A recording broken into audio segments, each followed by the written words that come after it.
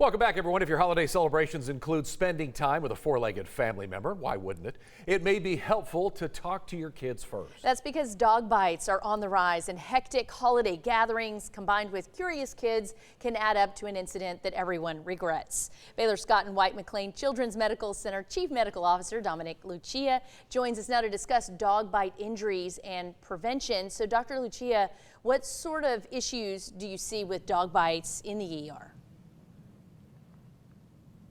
We see these really throughout the year, and it is especially prominent though when there's family gatherings and lots of stress and noise around homes that the dogs usually have their own space in. It's particularly pertinent to kids under 9 years old, and particularly that 2 to 5 year old age group where they're curious, they poke, they pull, they sneak up, they're very loud, can cause a dog to react and hurt the child. And even with some of those bites, we'll see fractures underneath the bite. So the younger the child are, the more at risk they are. Yeah, of course, they've got a teddy bear or something fluffy. They think the dog is just like that. It's not the case at all.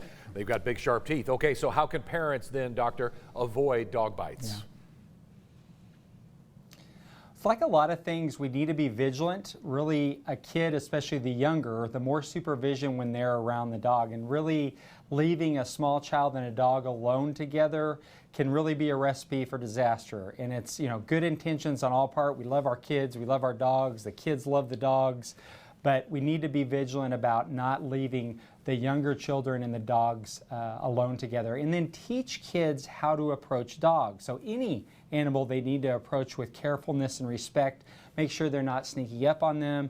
Make sure they don't do things to hurt them, startle them, and that can really teach them to keep out of trouble. And then finally, at these busy, loud, chaotic family gatherings, give dogs their own space during this. That's really important.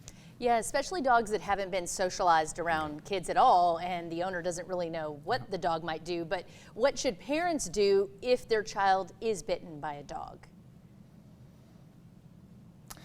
Yeah, so now it's worst case scenario, and every bite can be a little bit different. The most important thing right out of the gate is if you can irrigate the wound with soap and water, that's a really good start to kind of getting infection out.